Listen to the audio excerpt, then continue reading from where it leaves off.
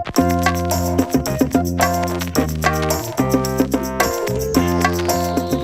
don't know if it's just something in the water or this is just the new normal, but there seems to be a lot of companies dealing with crisis PR efforts of late. We've had the ongoing saga with Uber to be sure, but Wells Fargo continues to be in hot water. United and several others, seemingly on a daily basis, now scrambling to communicate to their customers, their stakeholders, and to the media at large what they're doing to fix something. Now, whether or not they're actually going to be able to succeed from that really has as much to do with culture than anything else. But if they're going to have a chance to get back to normal operations and stave off any sort of questions long term on their brand, there's two things that every organization needs to show in order to get past a crisis communication. And they are empathy and action. Now, empathy is important even if the company hasn't really done anything wrong. Maybe they're a victim of circumstance, or perhaps maybe a false accusation from an employee or a customer or even a vendor. Maybe the government has overstepped its bound in some cases. But if you're going to actually be able to get your side of the story told, you're going to have to at least acknowledge that there are some hurt feelings out there. Showing empathy in all cases is a good idea. Now, I'm not saying you have to apologize for anything. You certainly don't have to if you haven't done anything wrong. But better safe than sorry.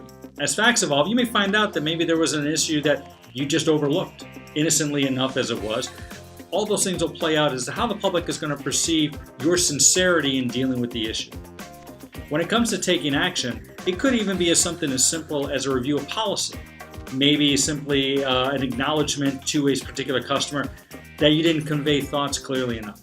Or maybe it's working with your constituents, be that employees, investors, the media, government agencies, into ensuring that the type of misunderstood circumstances that brought about this issue won't happen again.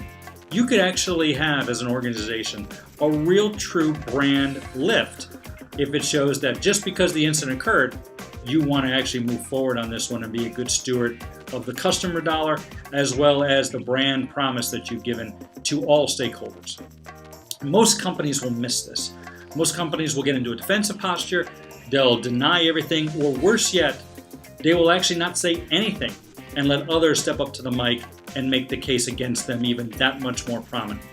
Taking empathy and showing action early enough in a process gives you some latitude to work through a situation, to get your voice heard, and you'll find out not delaying those things will get you back to normal operations quicker than anything else. And in any crisis PR, those are the two measures of effectiveness: getting yourself back to normal operations and preserving your brand equity. Those who fail to exhibit empathy and action early enough in a crisis process will find it very hard to ever find their normal again.